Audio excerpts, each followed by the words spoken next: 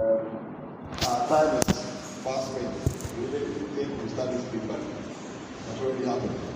So without much ado, I want to introduce the speaker for tonight. He's my friend, my own friend. We come from way back. He's a doctor. He's a surgeon, a plastic surgeon at 37 Military Hospital. And he has his own private practice. For anybody interested in any now you know there are cosmetic surgery and stuff like that. So if anybody is interested, when you see him, you see him. He's an interesting character. Let me spoil your market. He's married. He's married with 2 beautiful kids. Let me know, Mr. Let me welcome Dr. Arnold Emisa. He has a nickname, but I'll let him have a nickname. So, bro, thank you very much. I was glad when they said unto me, let us go into the house of the Lord. This is my first time here. Thank you. I used to pass here when it was all bushy. When he used to live in the village. Now he's in town. Yeah, so he's welcomed me here. This evening, I seem to be lost. I thought this was the men's week. And where are the men? Where are the men? Otherwise, we'll cancel this talk. I need 10 men, otherwise, we'll stop. Over.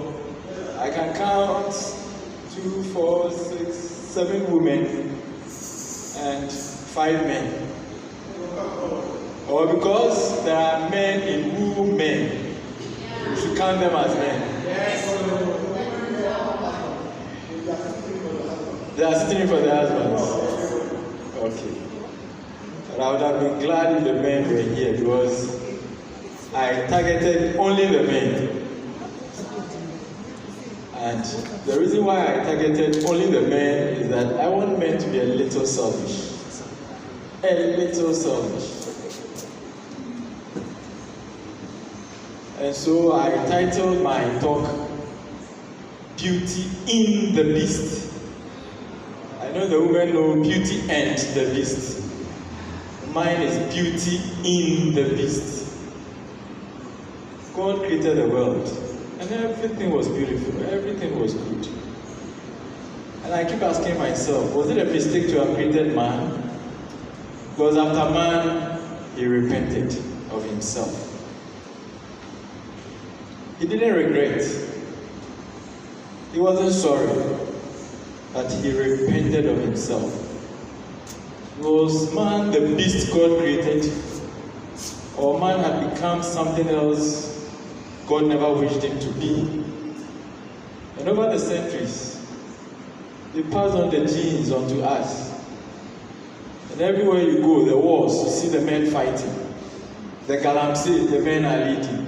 Every trouble, men. Was it a mistake to have created man? This evening, my answer is no. There is some beauty in that beast. That man you think is a beast or you see as a beast, there is some beauty. And it will take that man alone to discover himself. Nobody can do it for you. Your pastors can pray for you. Your parents can advise you. Your friends can encourage you. Your spouses can even chastise you or critique you. But they can't bring out the beauty in you if you don't discover yourself. So this evening talk is about discovering the beauty in the beast.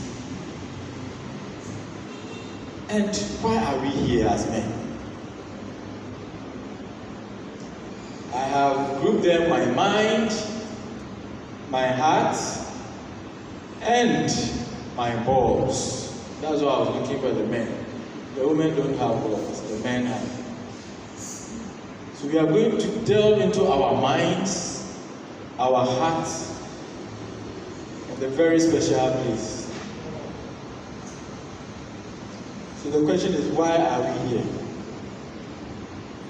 Can anybody tell me why we are here? Of all the creatures God created, man is the only one who has to work for food and work for his happiness. Only man.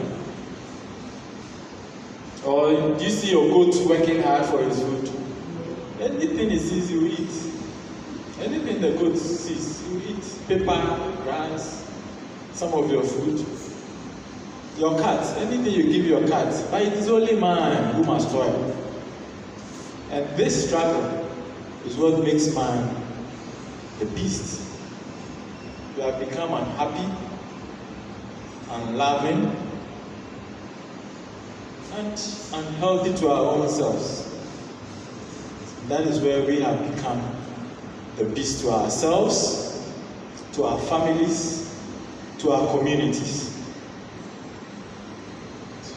And in the book of Daniel, Nebuchadnezzar, after God had seen all his wickedness, changed his mind from that beautiful mind of a man to that of a beast.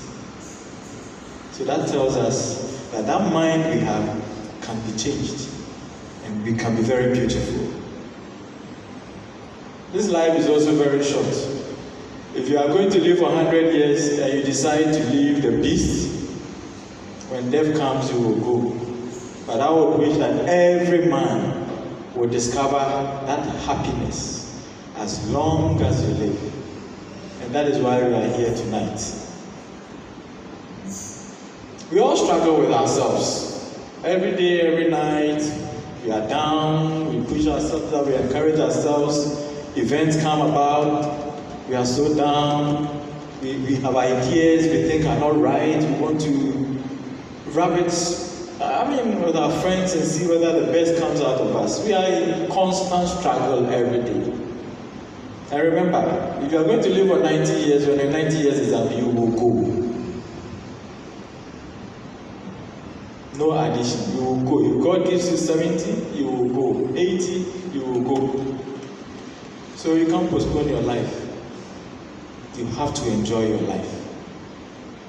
And we must delve into our minds, our hearts, and the balls to bring out the beauty in every man. Next slide, please. So we are moving to our minds. Your slides are not moving. Or you are reading it alone up there. The mind. Who can tell us what the mind is? Who? Just a guess what your mind is. You know we have the brain. The brain is that which was created. Yes, my little boy. Come.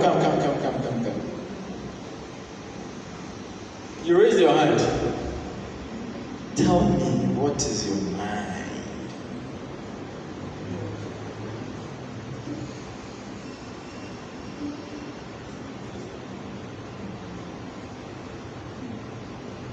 Okay, think about it.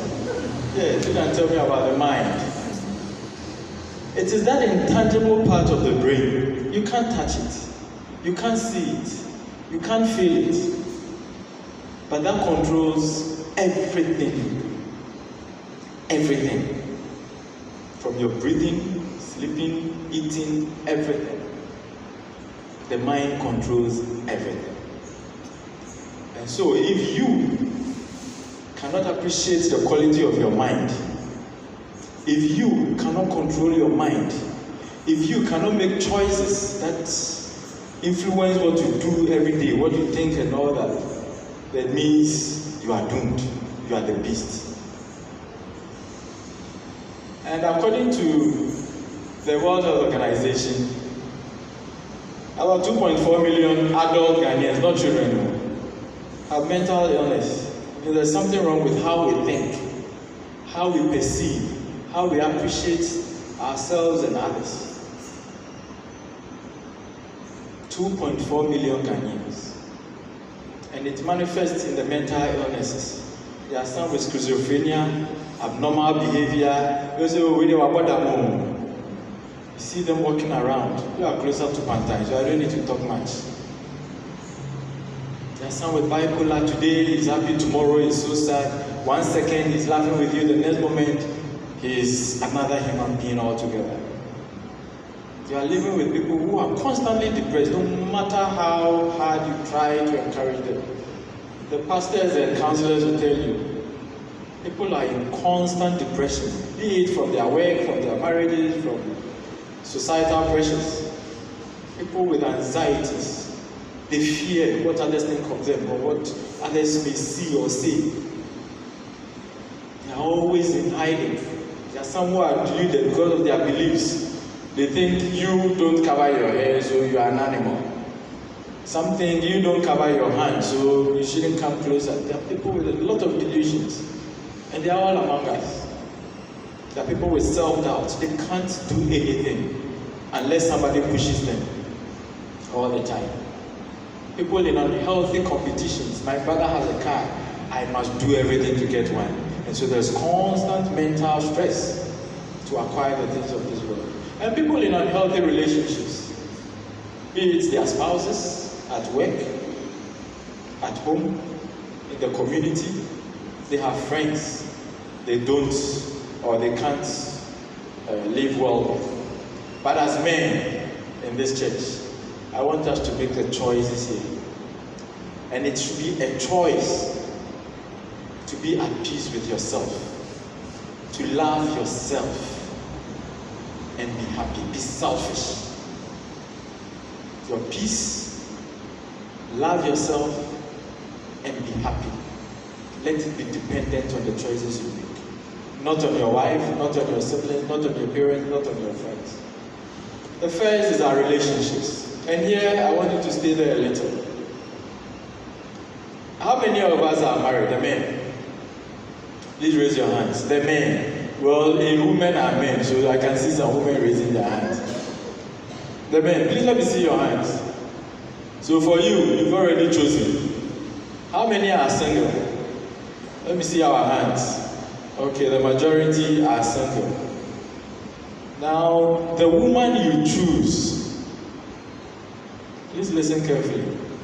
The woman you choose, be hair, fair, dark, tall, short, fat, slim, what have you, will go a long way to influence the peace of mind you enjoy.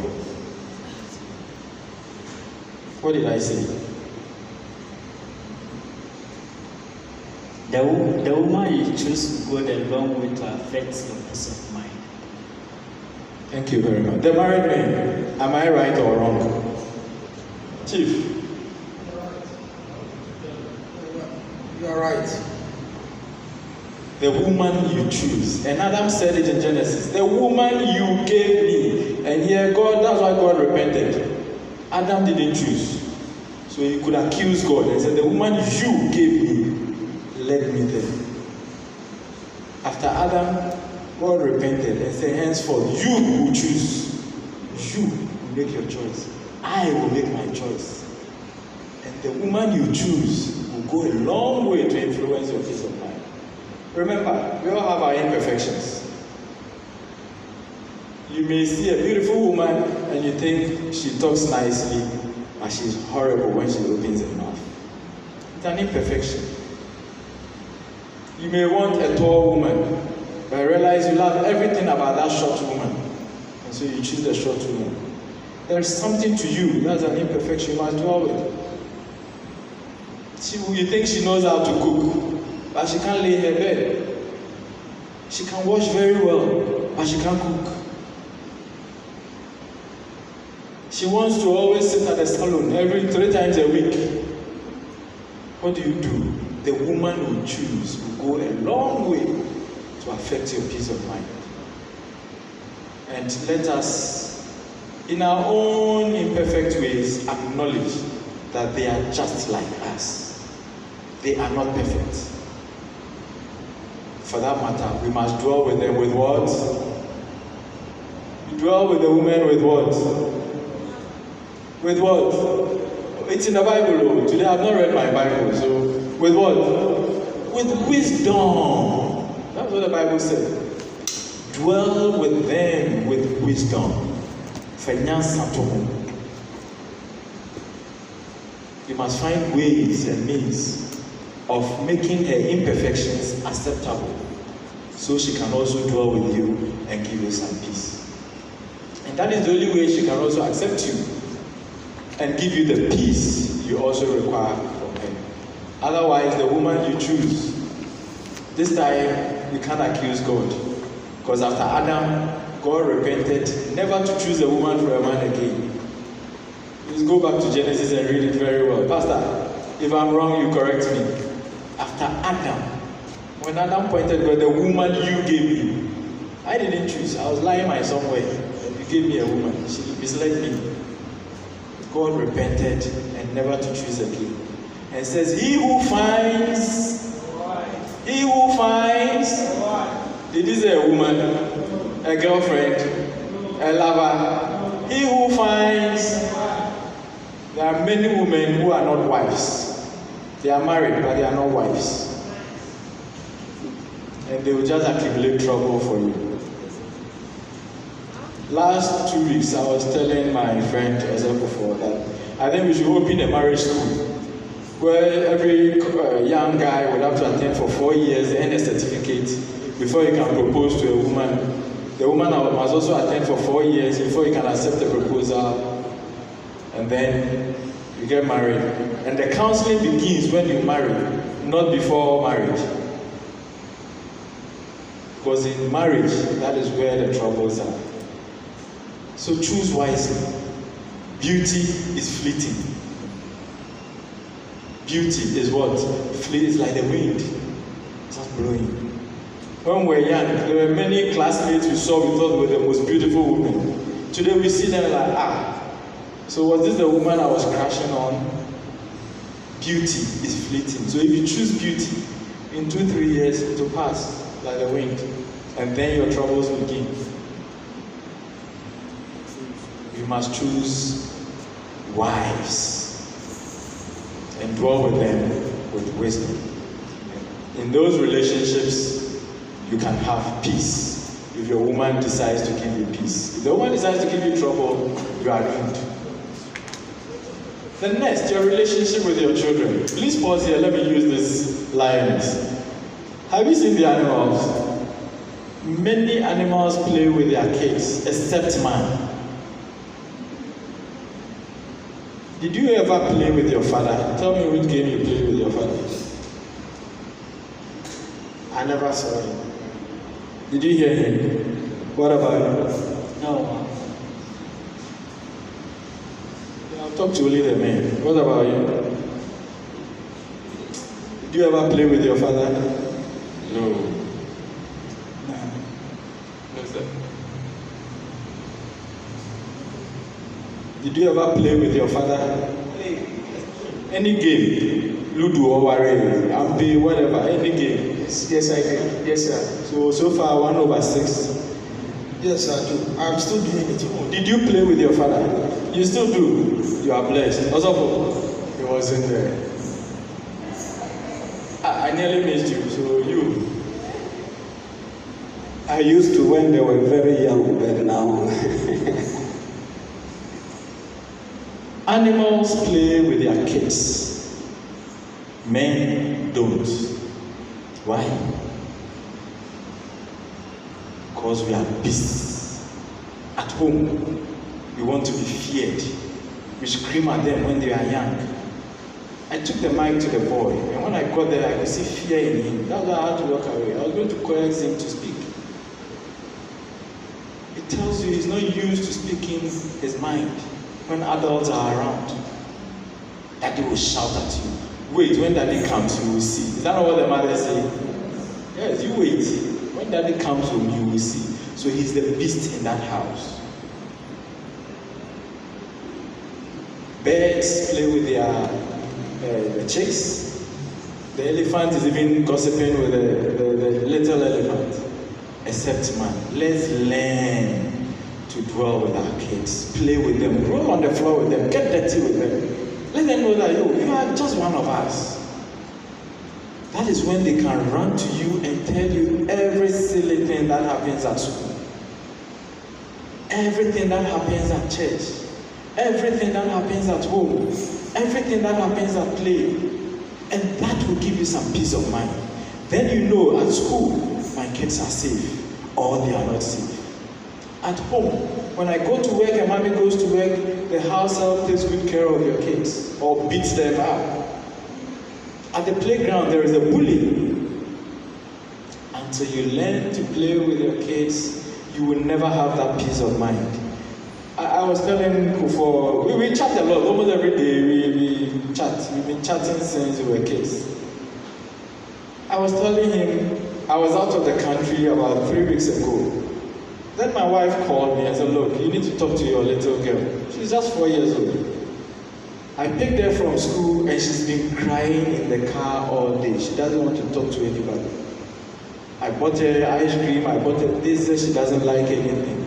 She just wants to talk to daddy. And I told Kufo this evening, that was when I realized I have passed. For a 4-year-old to say, I miss daddy, I want to talk to daddy. I never missed my dad. I was with him till his last moment. I prayed for him, but there was no connection. Men are busy at home, and so we don't have peace of mind. Our kids see us as tyrants, as some gods. You must fear them. When was the last time any of you played Ludo? Ludo. Ludo takes 4 people to play. So if you are husband, wife, you need 2 kids. If you are one child, you can play. Even husband and wife can play. When was the last time? Before, when was the last time you played? Angel is here. If you lie, she will tell, and she's sitting in next to you. Also, for has gotten up. Angel, when was the last time you played Ludo with the kids? Pardon? COVID time. Yes, we were forced to play because we were all locked up in their homes. COVID. Ludo is the cheap. I think it's about 10 CDs or so, but we can't even play. Please, for our peace of mind, these 2 relationships, spouses and our children, for your peace of mind as a man, to know that the bills you pay, you are getting it well. Play with your kids. Talk to them. Let them talk to you. Get to their level. Dirty yourself. Sometimes dance in the rain with them. And realize, that is silly. He's just like one of us. Then they can give you some peace of mind. They can come to you. And then in your old age, they can attend to you. I sampled about 10 men. Only 2 said they played with their fathers. Very pathetic. So you can multiply by the number of men out there. Our relationship with our colleagues at work. What type of relation? Do they fear you? Are you the gossip? When you come around, everybody runs away? Oh yeah, they are happy to come around you. They are happy to talk to you about everything. They are happy to seek your advice.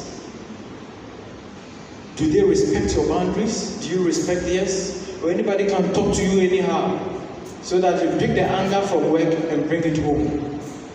For your peace of mind, create a good relationship at work.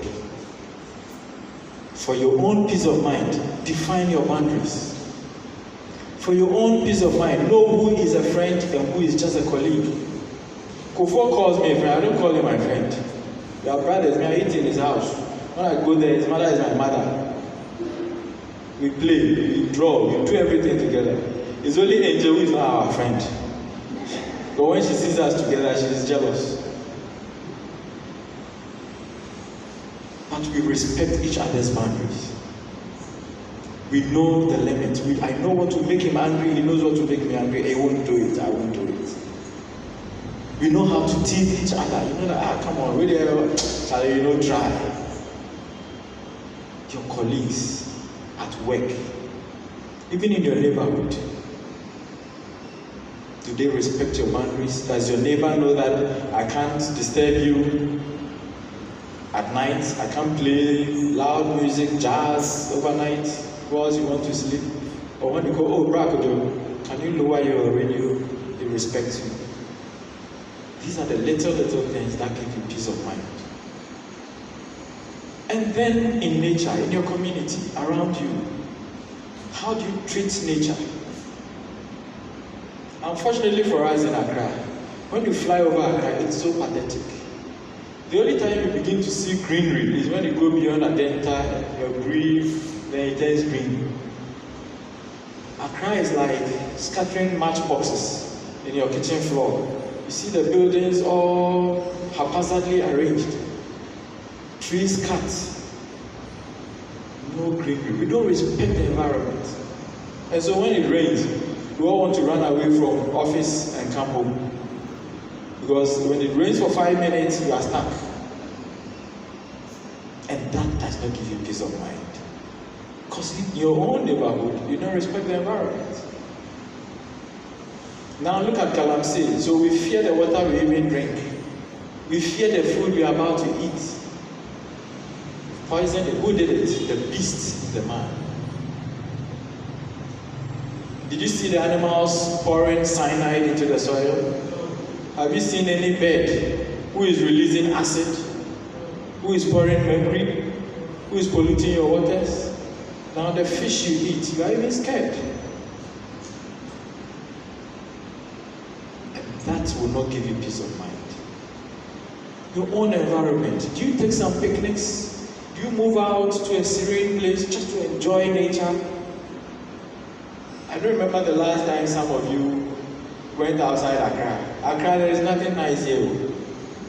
When you climb a bridge a little, the weather changes. The air you breathe changes. I drive to Adan often, almost 3 times a year. I do medical outreach there.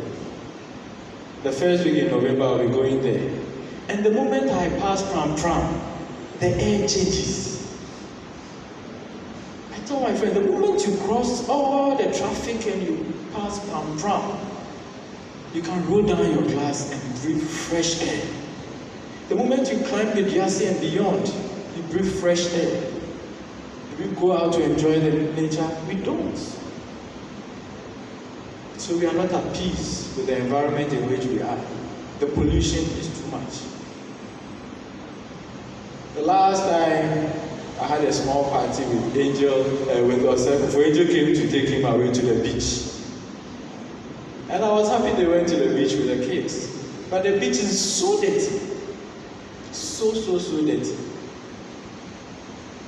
The last time I went to the beach, I never had peace of mind because I was scared to step in the water. A lot of rubbish. If you go to Pram Pram Beach, okay, you see crystal clear water. You come to La and rubbish. Kolegono. Go, just continue. Now from the central region coming, they are pouring the mercury in, so it is turning brownish. I have some videos. So let's love our environment and have some peace. The next topic is our heart, the heart of man, and our health. From conception, the moment you became a clot of blood in your mother's womb, the first sign of life of that clot was a heartbeat. And doctors will see, when you put a scan there, when the mothers go for scan, they see the heartbeat, boom, boom, boom. Even when you are just a clot of blood. And your heart will beat till the day you die. It never rests. It will never rest. When you sleep, your heart beats, keeps pumping blood around your body. When you are jumping about, your heart is beating. So you can imagine if you neglect the health of your heart. You can imagine if you don't take good care of it and it stops today, you are what? You are gone. And so the hearts of men and our health. These are news items. I just, the 10 years pause. You can see cardiovascular diseases on the rise, hypertension on the rise, national heart. This is Ghana. If you take 100 men, 10 of them have hypertension. This is a research done at Kolebu. So if you take 10 men, one of us here has hypertension. So there are 10 men. How many of us are here? 1, 2, 3, 4, 5, 6, 7, 8, 9, 10, 11, 12. I can count 12 men. So at least one of us is hypertensive.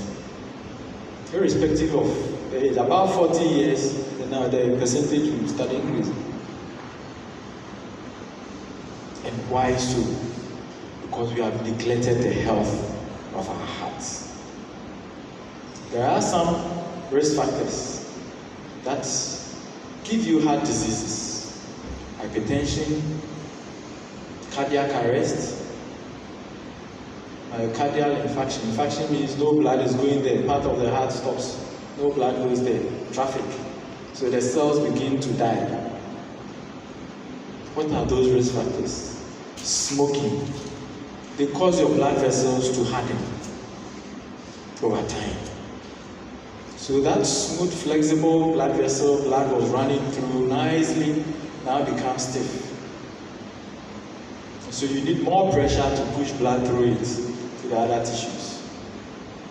And it's the same heart which started from conception that will be doing that job. Some genetically are predisposed. You are born with some risk factors from your parents. So you don't have a say, but and a big but. If you take good care of it, if you get right treatment, you can prolong the longevity of your heart. The health of your heart can be prolonged. Excessive alcohol intake also causes the same issues with our hearts. Obesity. If you don't check your size, I look at our pictures when we're in JSS, we look like broomsticks. We're like broomsticks. Tiny neck, long necks, some head sitting on it. Our shirts were all baggy. Today we all have pot belly. And it is the same heart pumping blood to every cell in this body. So if I don't control my body, and I keep doubling every year because I'm getting more money, that same heart would have to supply every tissue. It is like having a pumping station, water pumping station at Adenta, which is supplying your Gloria River, and you keep building houses without doubling your water pumping station. Will the last house get water? At the point the whole station breaks down. Diabetes, if you don't manage it well, cause your blood vessels to harden, and you need more force to push blood through it.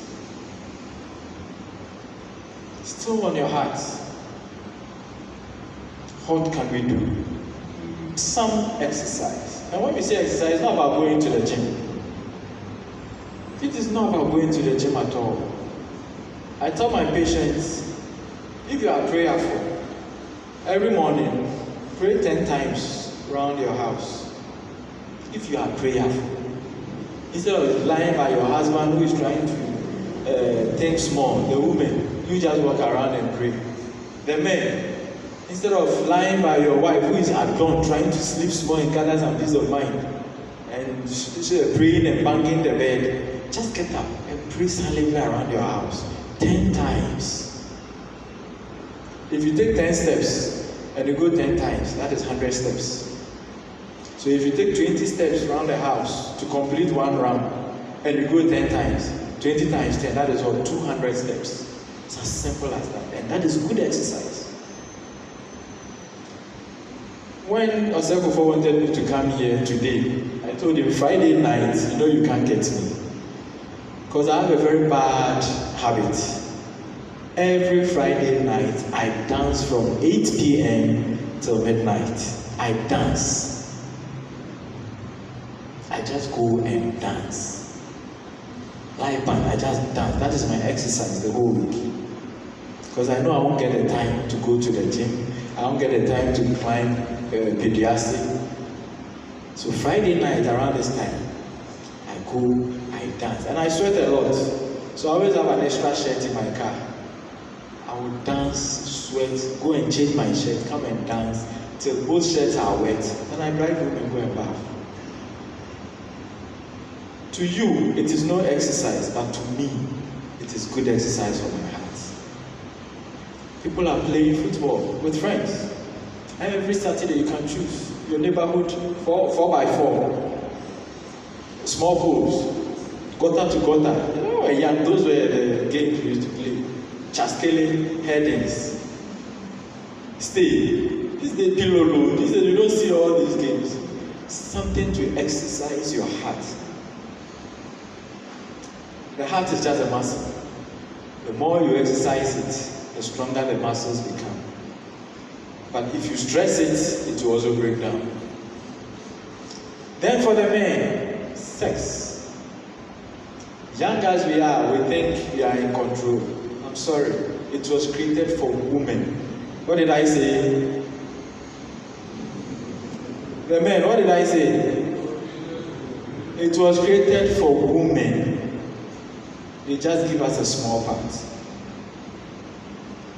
How many male prostitutes have you seen in your life? How many? Hello, how many? Have you seen any?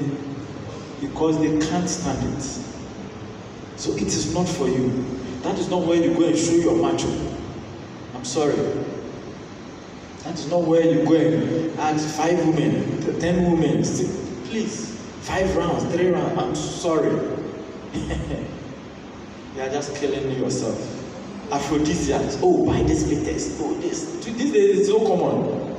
In sachet, 1 city, 2 cities. You are just killing your heart. It is not for you. It is for women. So when they decide to give you 2, just take it and sleep. 1, take it and sleep.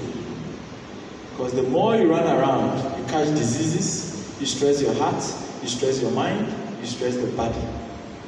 Even one woman, Adam, accused God.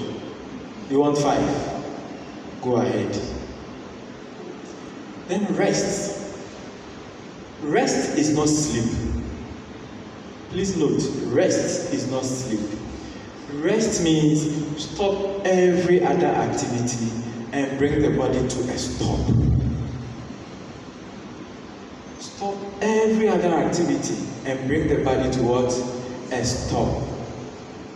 I didn't say stop and take your phone. I didn't say stop and watch the television. Just bring the body to a halt so that every cell in the body can also what? Relax. Sleep means you have knocked off the body. When you sleep, it is only the mind and the heart. Even the mind goes to sleep. It's only the heart that is at work. It is when you start dreaming that your mind is a little excited. Otherwise, when you sleep, it is only your heart which will be doing much of the work. Every other cell must rest. How often do we rest? Some years ago, I used to pride myself in the fact that I could go 3 days without sleep, and I could do it. At the emergency, back to back to back. I was single, I wasn't married, I lived in the hospital. My car had all my clothing, whatever I needed. So when I drive to the hospital, I don't come back home for 3 days. I bath in the hospital, no sleep, back to back. From the emergency to theater where, you are working. And I realized, no, I was killing myself. One day I checked my blood pressure, 160, 110. I said, hey, young man, slow down. That is not it. The body needs what? Rest. Whatever work you do, once in a while, rest.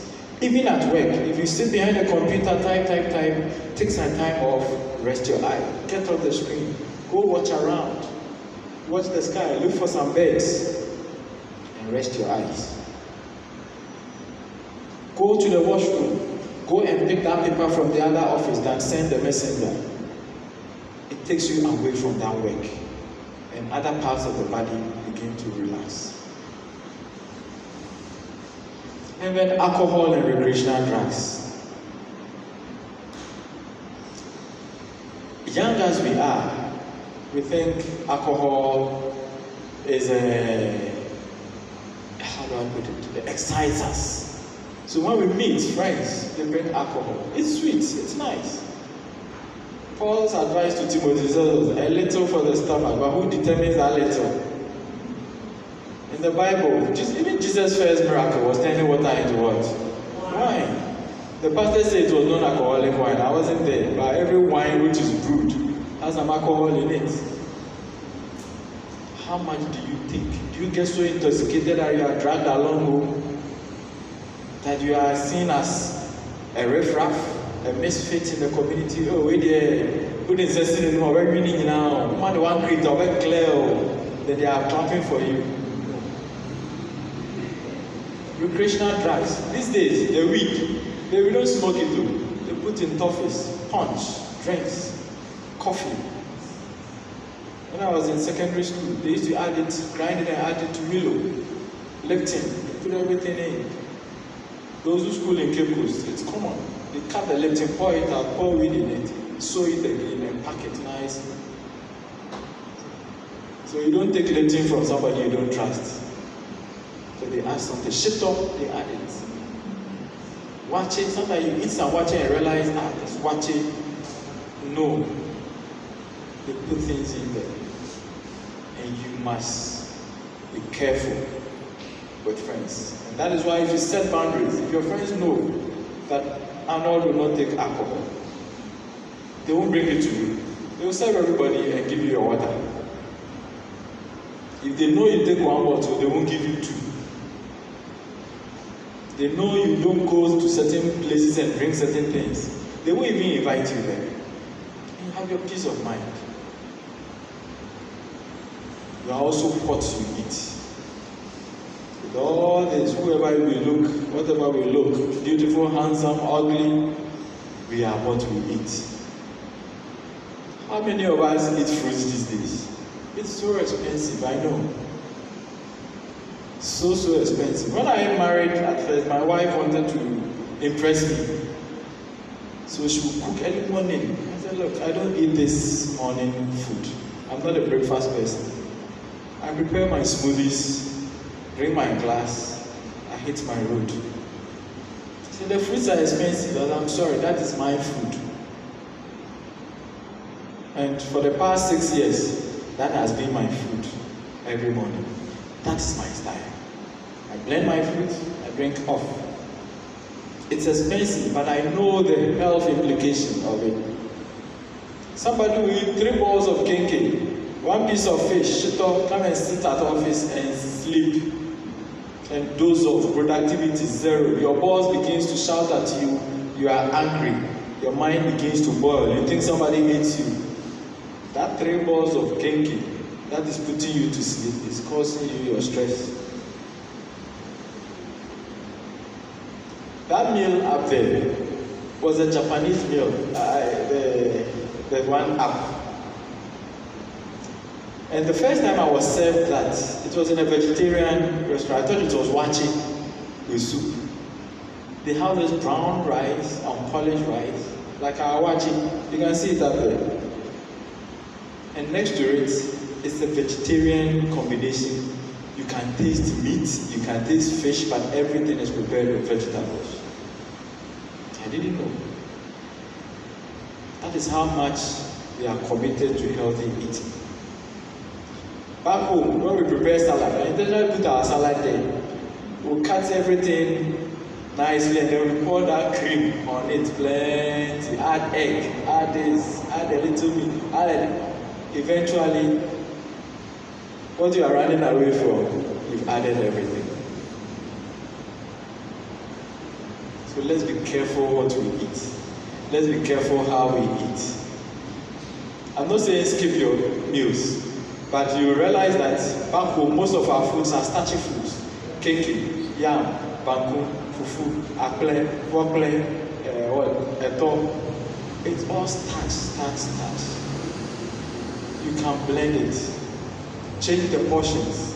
Instead of 2 big bowls or mounds of fufu with a little piece of fish, you can get more soup, some vegetables, 1 bowl of fufu, some fish here, some meat here.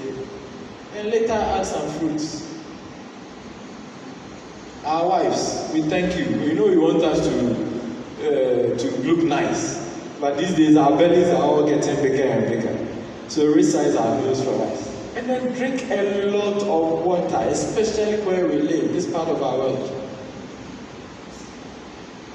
I am a drunkard. I drink a lot of water. Today I have this my favorite bottle I'm drinking. And that is just sitting in the car and my office. If I go to theater, that's even worse because I sweat a lot. Our weather is hot. We lose a lot of water. And it is not just water. And a lot of minerals the body needs. We lose them. You lose some in the urine, you lose it in the sweat. As you talk, the water vapor you are losing. You have to replace it so that your kidneys can use it to wash the system, to flush the system. When you don't drink water for about 6 hours and you go to urinate, what's the color of your urine? Yellow. Why is it yellow? Yellow because it lacks water. It lacks water. Oh, but the urine is water. You need water, and the water is yellow. But your sister brought some out. So why is it yellow?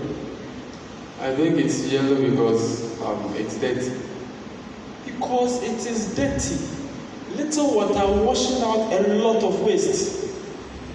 So it is concentrated. In the medical field, so that's concentrated urine. It is concentrated. Little water, which is washing a lot of waste. Those of you who wash clothes with your hands, if you use little water to wash about 10 shirts, will your shirts be neat? So you can imagine. If the whole day I drink only this water, considering the amount of work I have done, do you think I'll be healthy? So please, we are what we eat and what we drink. Now to the men, the boys. There are kids here as well, limit some of the things I say. And our prostate. Nobody wants to see this happen to any man. When they crash this, you are no longer a man. Because the testicles produce some hormones called testosterone. And they give us the beard as we get to our teenagers.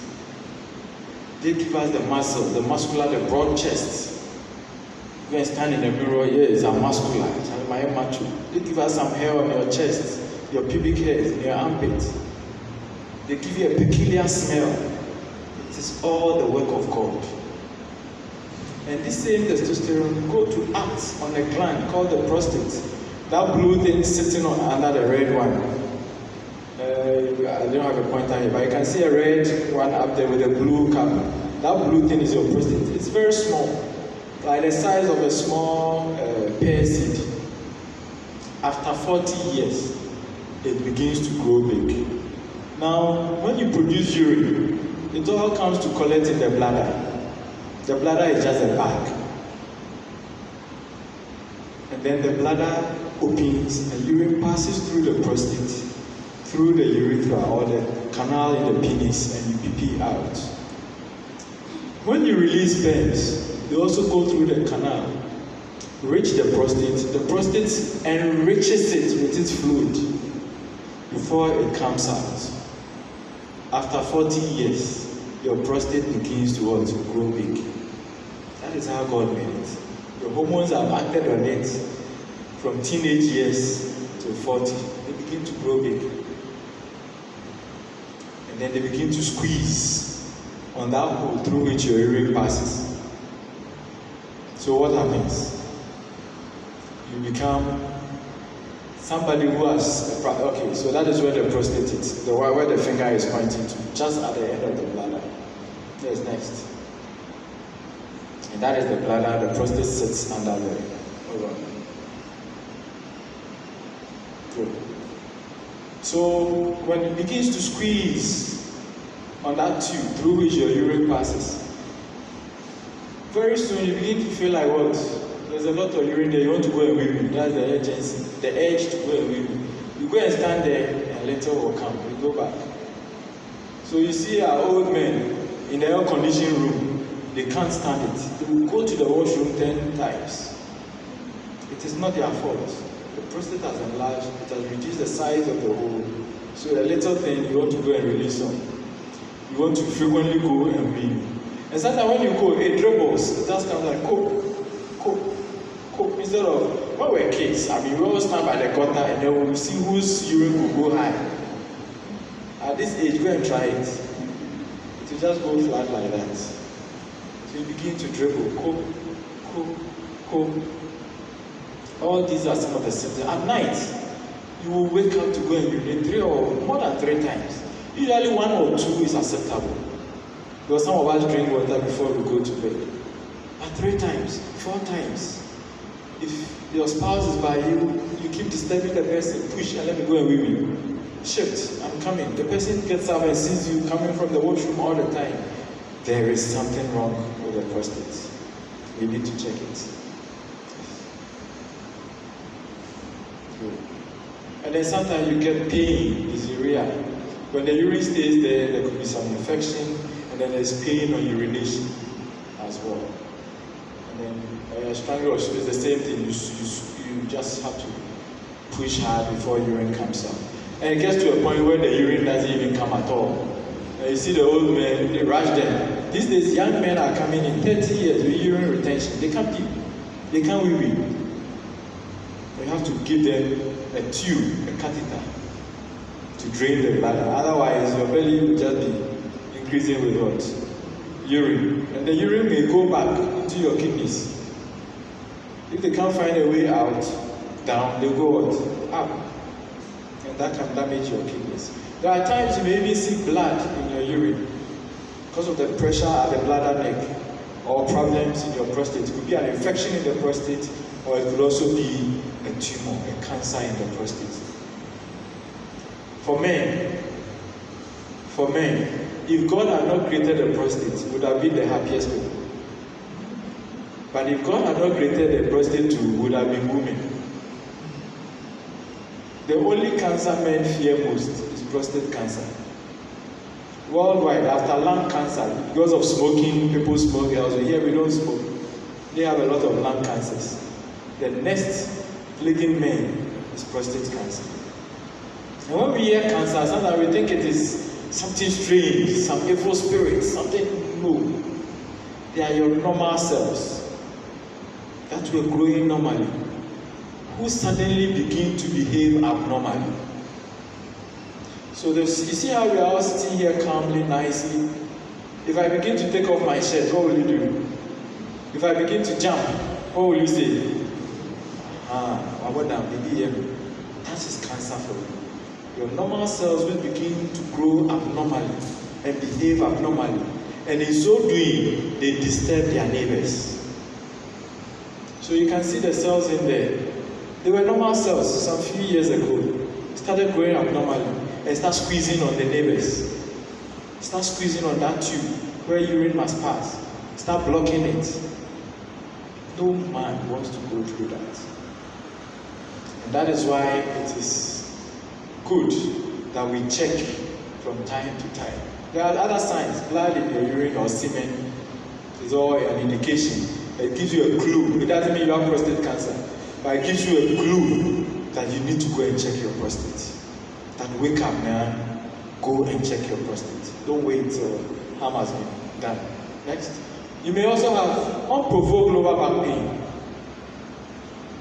If you work, carry blood, dig a hole, and your back pain is acceptable. But if you do nothing, and occasionally you have this sharp lower back pain, please see your doctor. It's better you check and there is nothing than not to check and there could be something hiding and causing harm. Weight loss. You could see a nice looking man in his 50s, 60s, and we begin suddenly losing weight. Your wife is feeding you well, but you are losing weight. You are not diabetic. Please check your prostate. Because the cancers behave abnormally and they spread to other places and they take a lot of energy from the system. So the food you eat, the cancer can take 30%. And so what happens to your growth? You are short by 30%. So they begin to grow lean. And tiredness. Sometimes your bone marrow is not producing enough red blood cells because of these cancers. And the little work you do, you are tired. You could walk from here to the junction every evening, but now 10 steps and you are panting. You don't have any heart disease. Please, if you're a man above 40 years, don't hesitate to check that prostate which is hiding somewhere. And then erectile dysfunction. Early morning, you had some power. Now you wake up, it is not there. You could meet your wife 1 or twice. Now there is nothing. You feel in your system that no, this is not me. There's something there. Please seek help. And as I said, if it spreads to other areas, if it blocks the bladder neck, urine can go up, it can all lead to kidney problems in the future. And if you see unprovoked leg swellings, please, there could also be a clue about that. There are some investigations we can do for the prostate. And the first is your prostate-specific antigen. It's a hormone or a chemical the prostate releases into our blood to tell us that, yeah, you need to ID here. That is how the prostate dies. Occasionally it releases it. When you have an infection, it releases more. If you have any trauma to that place, it releases more. If you have cancer, it also goes high. So there is a range for us to check. The medics and tell you, oh, you are within normal range, so you are okay. Or you are above normal range, so be careful. Do other investigations to check. And I always recommend that for men, the best gift you can give yourself is just check your PSA on your birthday. Don't take the cakes and things from your wives. Walk to the lab yourself and tell them, I want to check my prostate. Go to your doctor. Today is my birthday, and this is the gift I want for myself. Check my prostate. It is hiding. And if you don't check it regularly, at least once a year, it will start giving you troubles when you least expect it. Your urine and the semen test can also give us a clue as to the cells we see in there. Whether there are some cancer cells, we can pick something from there. And if you have, an ultrasound scan, that will give us a picture, like the pictures I showed you, of the bladder, of the prostate, and the urethra, the hole. It gives us a clue whether it is squeezing on it or not. And then we can do a prostate biopsy. Where these symptoms are showing, there is a needle we can drive through and take some of the prostate cells and go and study them under the microscope and tell you that the cells are healthy, so live your life. Or the cells are bad, so see the urologist or the specialist, let them treat it for you. And then we can also do bone scan. When you have the lower back pain, sometimes the cancers can spread to the bone, so a scan can pick it up for us. And there is treatment. If I see it early, I can treat it early. If you come late, sometimes it may be too late. There is medical treatment. Sometimes your testosterone, the hormones that is helping you to produce more, we can down-regulate it so that you also slow down the rate of growth. There is also surgery. If it is causing problems, we can take it out. And sometimes I don't understand why Christians fear surgery. Because surgery was something Jesus Christ told us. If your left hand causes you to sin, is it a surgeon who will cut it? If your left hand causes you to sin, so for this one. So surgery is something we should accept. Because there are parts of the body that can lead you to curse your God. You could have taken this out at the age of say 60. You waited till 70 or 65 and it has spread to the brain. Now you are having seizures. Do you have peace of mind? Are you happy? When you could have taken it out and be happy.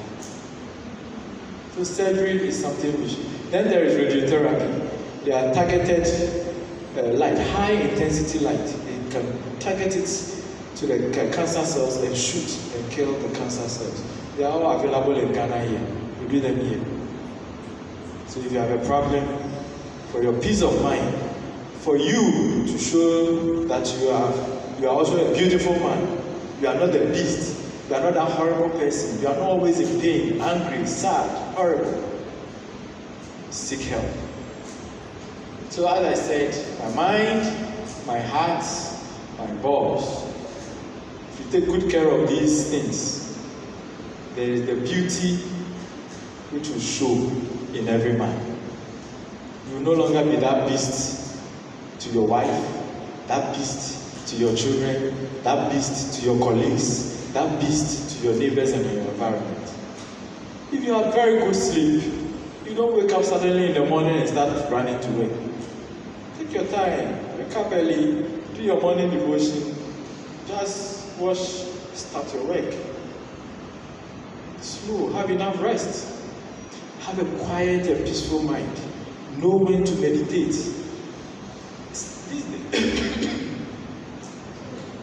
These days there's something strange. I call it strange because people don't do quiet times at home. They come late to work.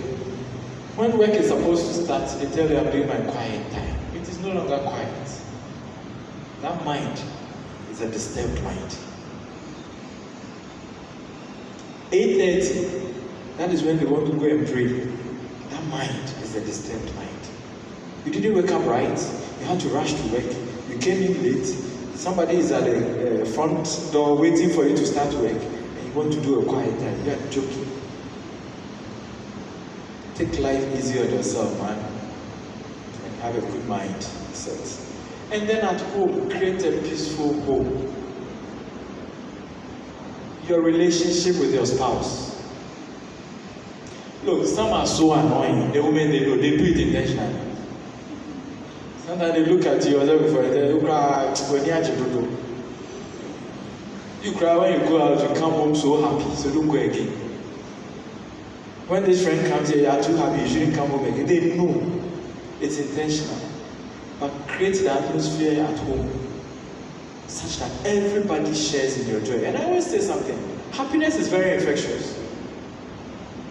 I should have done this when I came in. If I start laughing, you see people start, they will start laughing as somebody has started. That is how infectious happiness is. But if I frown, and for the next 5 minutes I don't smile, people begin to wonder, what's wrong with him? Is he okay? Can I approach him? Can I say what I want to say? But if I come in laughing, for no reason, everybody will start coming to us. Hey, are you once why are you so happy? That is how infectious happiness is. And create it consciously at home. Let your spouse ask you, John, why are you so happy? And let her know, you are not the source of my happiness. It is within. I have created some happiness within. And you can share in that joy. You can share in that happiness. If you don't consciously create that happiness, I'm sorry, she can be a comedian. You will never be entertained. She can give you the best, you will never be happy in that house. If you don't bond well with your kids, they can get the best results, you will never be happy. You always capitalize on their mistakes and you beat them like animals. And they will always see the best in you. And surprisingly, there are many Christian homes where there is a lot of abuse than even in pagan homes. I'm not kidding you. When you sit in the hospital, in the consulting room, and you see the injuries that come, the women bring, they tell the doctor, Mami couldn't pay, Mami can't show. So you just saying right there, oh, chief, just buy this painkiller for me. She will tell you everything. The abuse is too much. When you go to the burns ward, where people who suffer burns, hot water, fire, the kids, the children who come, there was a little research I did at the burns ward at Kolebu. 38 to 40% are abuse. Fathers will push early morning, cocoa jarry, pour the hot water on the kid in the burns.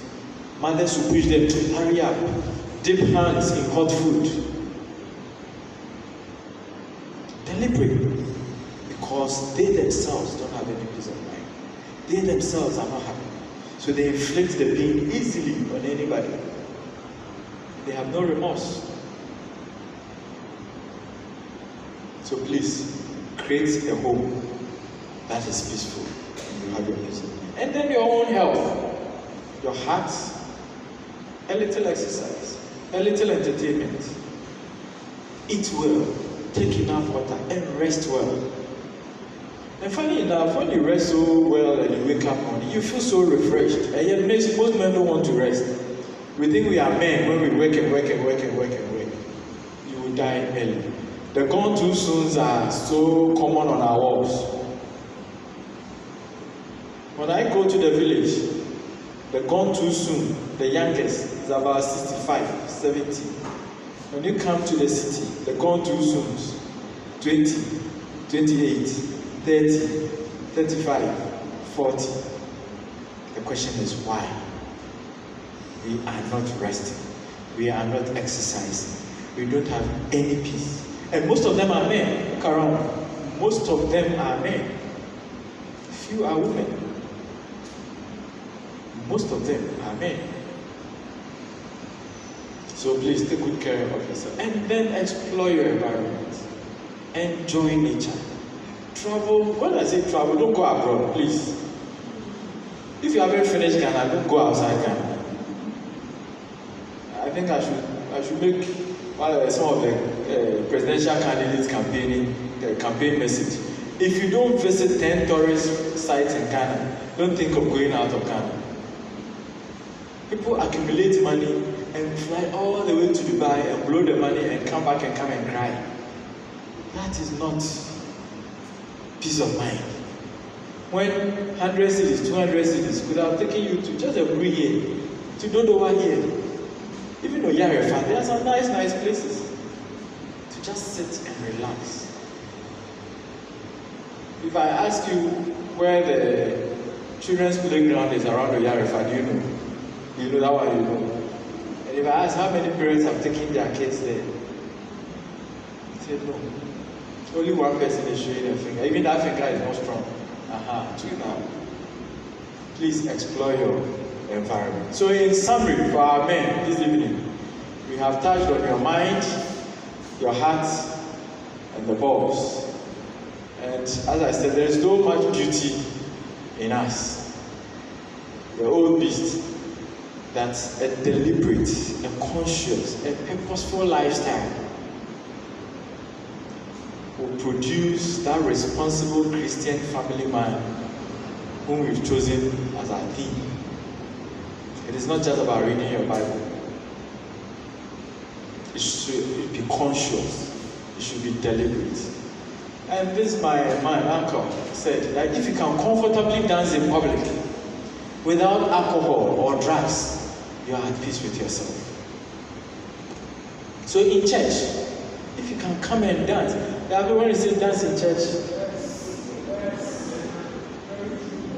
If you go to a party and there's a nice music and you can just get up and dance without alcohol, without anybody pushing you, without anything influencing you, because you are just happy, then you are at peace with yourself. I remember, today is the tomorrow you were worried about yesterday. Yesterday you were worried about today. It has come. What is in it? What is in it again? So my men, please live consciously and be addicted to bettering yourself. Make it a conscious effort to better yourself. Thank you very much.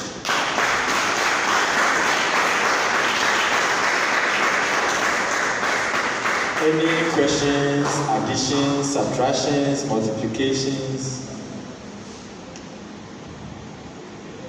I have a question. But thank you. I really love it, sir. Yeah, my question has to do with my balls. Yes. And the prostate. And hernia. I think this has to do with the balls area. Yes. Are they the same? No. Okay. When you hear hernia, it's just a Latin word that coming out from your cavity. That is hernia. So if you open your window and you bring your head out, your head has herniated. Your head is not supposed to be out of the window, so if you push it out, it has herniated. So if I have my intestines coming out of my belly, it has what? Herniated. That is not where it's supposed to be. It's cavity, it has come out. So, let me go back to your question. Most men have hernias in the groin. Your balls are in the groin. You can have them on the left or right side, or they can descend into your scrotum. The reason is this. In the creation of man, your testicles were once inside your belly, like the ovaries of the woman were. But for God to differentiate you from the woman sitting next to you, He made some holes so that the balls can descend and come out. Because the balls cannot survive above a certain temperature. Naturally, we were not even clothed. Was Adam in any shirt or trousers? No. It is sin that made us cover our nakedness.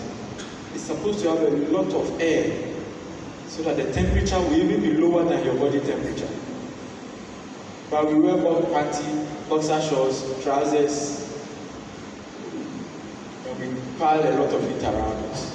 So that hole through which the balls descended, they don't close, but they are reduced, so that the blood vessels, the tubes following the balls, will also pass through that hole. Now, when you do a lot of strenuous activities, the things in your belly, if you carry a lot of heavy things, if you are coughing, a lot of pressure, weightlifting, they don't have any space to come out. So they look for the weak point, and then they also slide out. And one of the easiest places is that hole where the blood vessels to your testicles are passing. So there's already a hole there. So they just push through that hole, and that is called a groin hernia. So it gets into your groin, or it goes into your scrotum. They follow the vessels into your scrotum. It's called a scrotal hernia. People think it's the prostate. No, it's not a prostate cause. But, and a big but, when your prostate enlarges and closes on your tube through which you urinate, and you go and strain, you have to push before the urine comes. The pressure you generate in your belly will push your intestines through the weaknesses. So that is how come you see men who have prostate issues may also have hernia. Because they are generating a lot of force to push the urine out, and that force will also push the bowel through the weakness. And then there is a hernia. So they are not the same. So, sir, how do I go about? So if you have a hernia, see your doctor.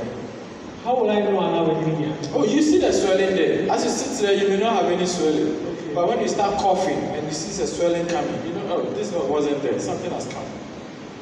Or if you go and lift, they say, let's come and build. You lift some 3-4 blocks, and then, ouch, something descends into your shoulder to grow. You feel heaviness in your boxer shorts. You know it's not supposed to be there. See your doctor. Most of our masons, the carpenters and masons and heavy load lifters, they have it, and they know it's not supposed to be there. Yes. But men are not good at healthcare. We do not go unless we are dying. So there is a need for me to check. Check. Okay. So if you see anything unusual in your groin, please go for the experts to check for you. All right, sir. Don't assume anything. Last question, sir. Please, kids. Can kids, male kids, can they also? Yes, because when they are young, their hole is even bigger. As you grow, it becomes smaller. So kids are even born with it. Some are born with scrotal hernias. And we repair for them. Yes. The same way they have umbilical hernia. You can see that balloon. It's a hernia. It's not supposed to come out. But there is a defect there. There is a hole there, so it pushes out. Yes. Yes. See, the name you didn't want to mention, now you have mentioned. You can't not try. So, once we are doing the presentation, you made mention of the fact that the prostate can be taken out at a point. Yes. Let's just say you want to be safe. I'm sorry. You are 40 something. Can you decide to take it out? And if you do, will it have any adverse effect on your performance? the performance of the balls. Like Yeah, they understand. The men in the house understand. There is what we call prophylactic. Prophylaxis means you are not sick, but you want to prevent it, so you do something. I hope you understand. Everybody, COVID time, you were not coughing, but the fact that Kojo is coughing, you go and buy azithromycin and start chewing it, so that the cough doesn't get you. That is what you are thinking of. Now, as surgeons, we weigh options. I always say, God gave us the knife to decide life and death. So we are not wicked people. We know what can lead to danger and what can prevent danger. Now, if there is a strong suspicion, for instance, your grandfather had prostate cancer at around 50 years. Your grandfather had say 60, your father 50, and you are 40. Your brother at 48, your cousin at 40 something. Then no, in this family, between 40 and 60, something is running through. That's why your family medical history is also important. In Ghana, we hide our history. Your wife may not even know you have hypertension. Most people are hiding their illnesses. Couples do not even know. Dr. Men can't remember. Don't let my mother know. Don't let my father know. But if you know, you can dress a certain pattern. You know that, no, I am approaching a certain age where this cancer affects most of my family members. The doctors do what we call let me not use so much, wait and see. So we can give you frequent reviews. Every 6 months come. Then reduce it when you cross maybe 50 years. Every 3 months come. Every month come. So we are on the lookout. We are watching. When we see the slightest thing, we're going to take it out. Because surgery in itself can also go wrong. Our anatomies are not the same. We are not the same. No two human beings are the same. Even identical twins. And that is what makes God a different creature altogether.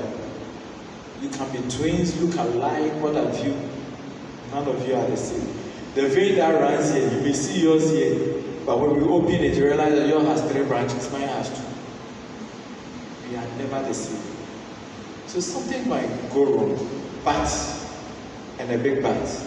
That is why we also spent so many years. You know how many years you pushed me to school? We spent so many years of our lives trying to study the right thing and do it the right way for the best result. Yes, thank you.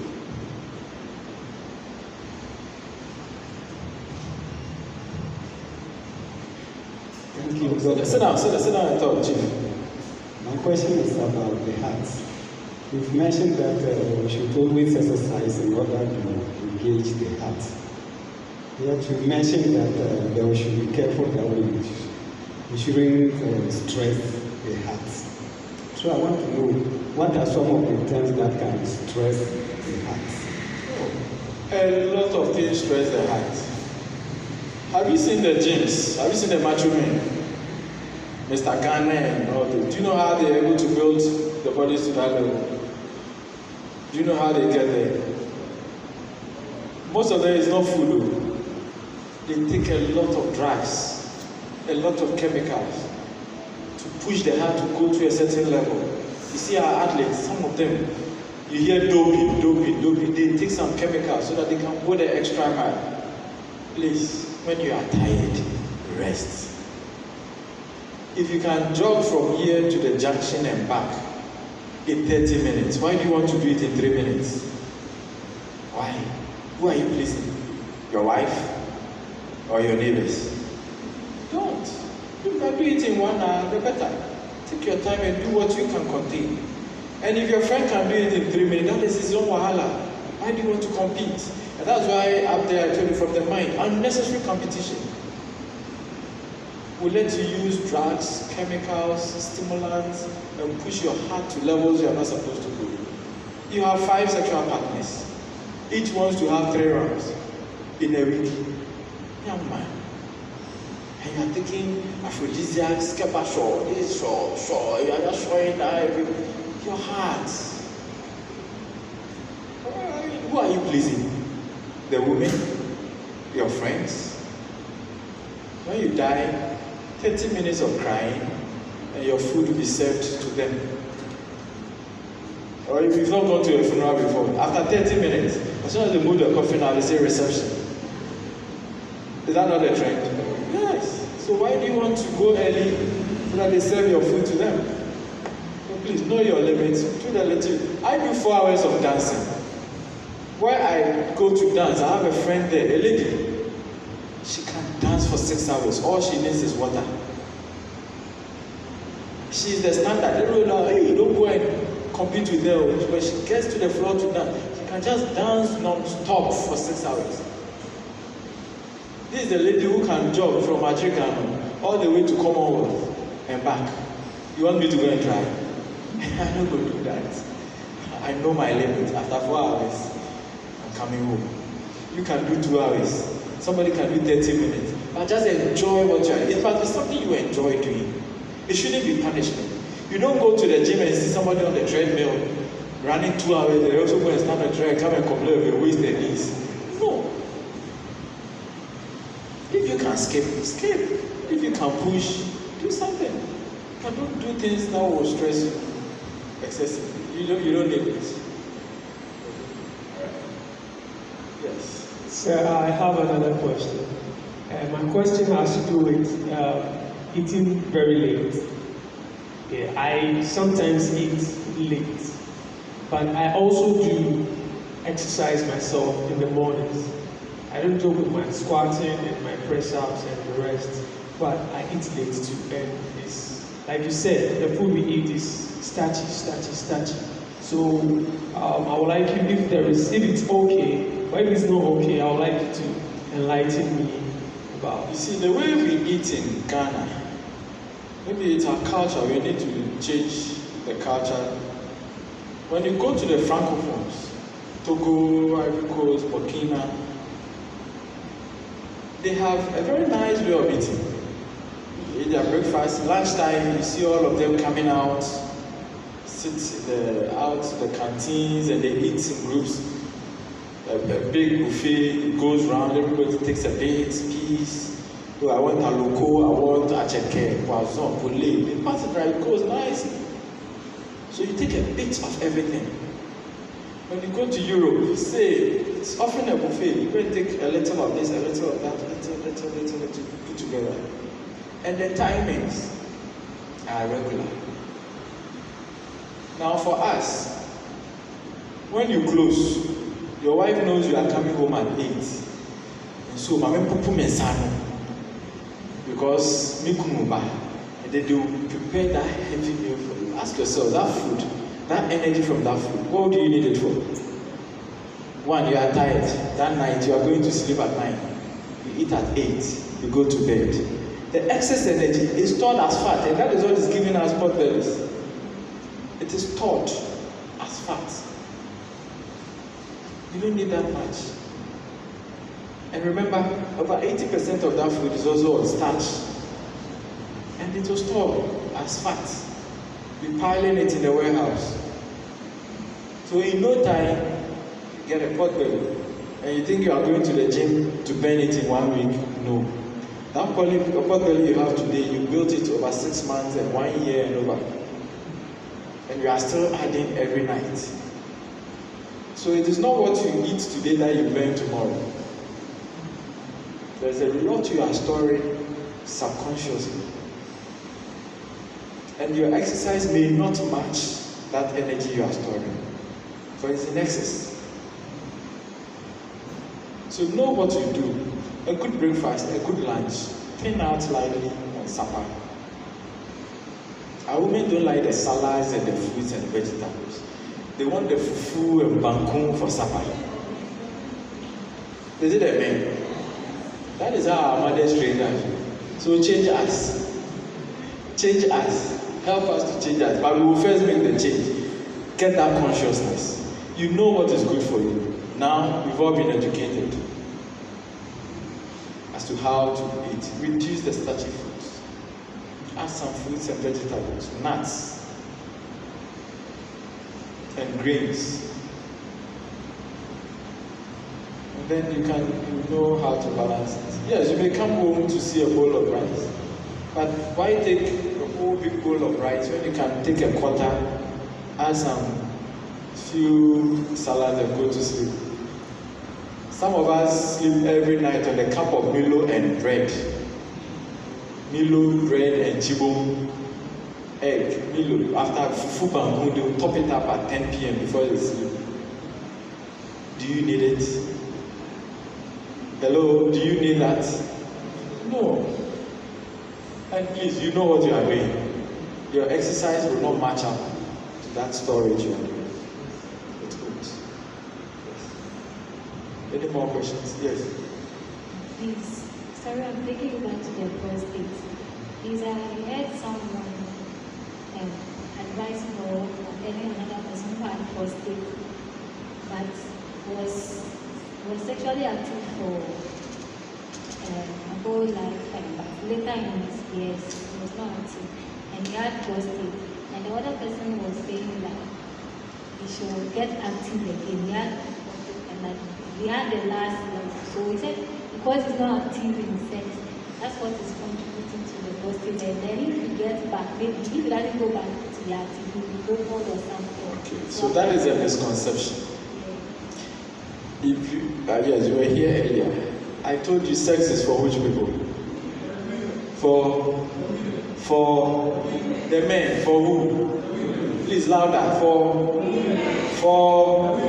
Thank you. So don't think you can go 100 rounds, 100 women, and you get prostate cancer. I hope you understand. A lot of research has been done. Catholic priests who never had sex had prostate cancer. Men who had about 10 wives had prostate cancer. So where do you draw the line? Do you become priests or prostitutes? You understand?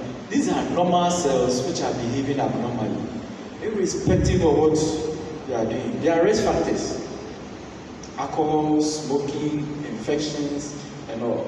And then genetically, if it runs in your family, a gene can be passed on and you can pick it. So it has nothing to do with that. People have done some research and they say, well, if you have more sex, it reduces your chances. How many people come to your bedrooms to count the number of times you did it? Who came to your room to do that research? Yes, so please, a lot of it are misconceptions. And the greatest misconception for men is that we are men when we perform with many women or more with women. Please, keep it at the back of your mind. It is for them, not for you. So what they give you is what you take. Then your heart will be at peace, your mind will be at peace. If you think it is for you, and you give it as and when you will, your mind will never be at peace, your heart will never be at peace. And your balls will also never be at peace. Thank you. The last question.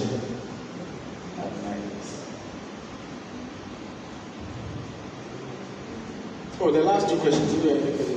I'll close at 9, so we have about 2 minutes. Actually, I'm not asking a question, but I want to suggest something. It's an advice, because I've seen that most situations, those 40 years plus, we have to be very careful. Be careful that in the developed world, when you are 40, you'll be forced to go to hospital. It's a compulsory something. You have to see your GP all the time, 6 months, once in a year. But with the economy and other factors, somebody may say, no, I don't have money to go to the hospital and I don't have money. But let me give you an example around here. See, these days when you go to the pharmacy shops, they have machines that they use to check pressure. They have scale there. These are free, and you can enjoy it free. You can just walk to any pharmacy and say, I want to come and check your pressure. Especially if you are 40 and you start developing headaches here and there. It's not every headache that you should go and buy paracetamol or you should go and buy those painkillers. No, some of them, your pressure is high.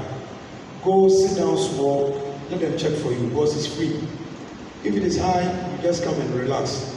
Drink more water and just come and sleep. If it is normal, then you are lucky. And your weight is advisable to sometimes check your weight. You check, that one is free. You go, you remove whatever is on your body or your shoe. You step on it, you check the weight. You record it down. Maybe after a month, you go and check again, record it down. These things are free. It's not like I don't have money to go to the hospital. And another free thing is to do exercise. That is free.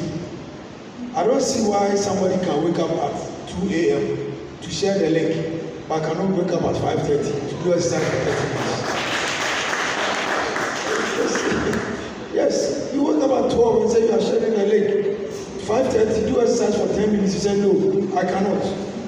And who are you? Excuse me to say, yes, you are right. So please, these are basic things, free, that you can do that will help you. My brother was talking about eating late. I know some people, it's very difficult, they would eat before they sleep.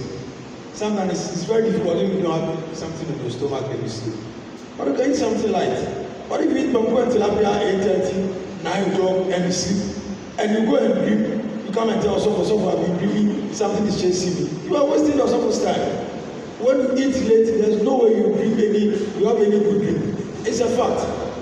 You eat palm soup at 10, sleep at 11 o'clock. The following morning, you call yourself, today the dream that I had, my brother, my sister, there are certain things that we should try to do. This thing is cheap, but it will help you, especially those 40 years plus. Please, let's be careful with ourselves and our life. Thank you very much. And please, for your birthday, do this for yourself. I do it on your birthday. Save some money and run your laps once a year at least. If you can save 1,000 cities, 1,500, that is my birthday gift. And go and run your full blood count. Check HP, liver, this, that, just for yourself. Nobody is pushing you. Do it as a birthday gift. It is the easiest and cheapest thing you can do for your health. Thank you. The last question.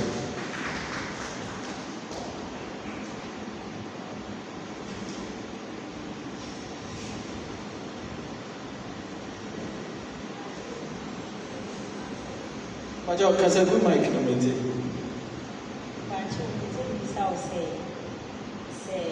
Oswa enoma ebrechi bibra e affectivity and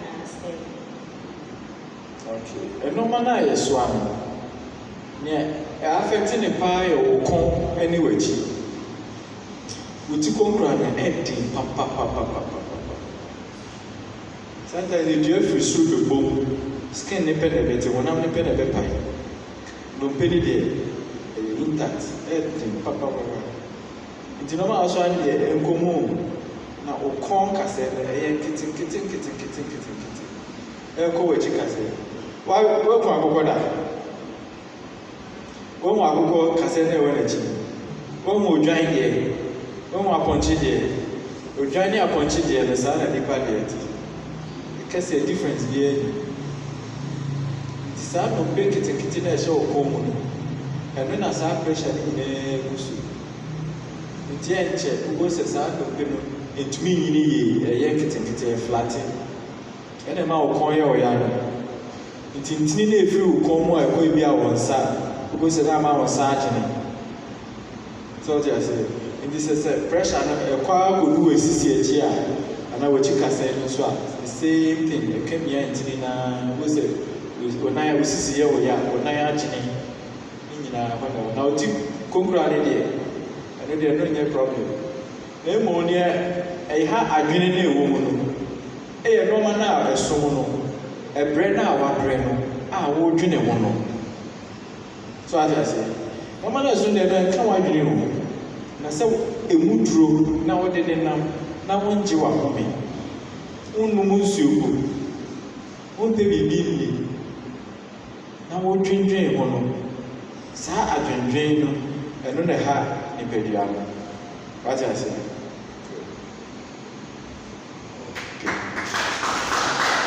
Last one. Okay. So please, I want to ask that maybe after hard work, and you say, oh, let me buy one stone, and you one stone. Good. Every day, maybe you do a hard work, break time, you buy stone. Maybe small time, you are tired, you went and buy another rush. Is it good for the system? I want you to do this exercise for me. The storm. Take a piece of paper and a pen and write all the ingredients in it. The things they use to prepare that storm. You see caffeine. You see a lot of chemicals in there. All those chemicals go into the body to stimulate the brain to think that you are not tired. The brain has told you you are tired. And then you put in chemicals that will go and deceive the brain that, oh, you are not tired, you can go, so keep going. It deceives the heart that pump more, you can pump, so keep pumping. It deceives your muscles that, oh, come on, you are not tired, you can carry more, so keep carrying. If you continue this for 1 year, what do you think will happen to your brain? What do you think will happen to your heart? And what do you think will happen to your body? You will break down easily. The brain is such that when you are tired, it will warn you, Kojo, you are tired, rest. If you want to go on, fine. Me, I'm here, I'll go with you, but you are tired. And that's how come sometimes you'll be watching TV and be dozing. You want to watch the program, but you are dozing. The brain is telling you, you are tired, put it off and rest. That is all. Sometimes you'll be driving and dozing, you are tired, stop. All those things affect the brain, your heart, your liver, your kidneys. And with time, it shuts them down gradually. So choose this day whom you will serve, to rest or to drink rush and storm. Thank you. Thank you. The little I will add is this. Our bodies talk to us every day. You realize that when we were a bit younger, you could eat 2 balls of cake, 3 balls of cake, around 7, 8, and no problem, you should fine. But then after some years, you eat even 1, and you have heart pains. You eat 2, and you can't sleep well. Sleepless nights and stuff. Your body is telling you that it cannot handle that lifestyle, so you need to make lifestyle changes. You can ask my wife, I was the kind of eat food, I'll tell them, I'm an Ashanti. When I drink tea, the water. I used to tell them, when I come and give me tea, the water, but when I was younger, in my house, my mother, when we drink tea, it is when we are eating around 6, 7, and we don't sleep early. So around 9 o'clock, we are still watching TV, then we are hungry, then we drink tea. Tea is never summer. But I got to a point and I realized that when I take heavy food, I don't sleep well. So we should listen to our bodies. When you are tired, when you start getting headaches, like Mr. Pon said, not every headache that you need to go and buy para. Sometimes just pause and sleep. You wake up fine. Thank you, all of you. Thank you, Dr. It's so difficult for you, Dr. Whatever. Olibu. Thank you very much. I want to repeat again. He is a plastic surgeon. Because of time, I wanted to do 5 minutes, but because of time, maybe come another time. And we can handle that area too. Because there are some misconceptions as Christians. There are cosmetic surgery, plastic surgery. There are serious surgeries that can help you and save your life. So maybe another time we'll call you to come and address those areas. But because of time, we want to say very thank you to Polipo Man. You say about the guys a lot. We're coming to Batale or down the Roko. Son of a bomb. Anyway, you are going to another. This one we can see. So probably by medical outreach, but thank you once again. I think the time is right to take our offering. And and then we will move on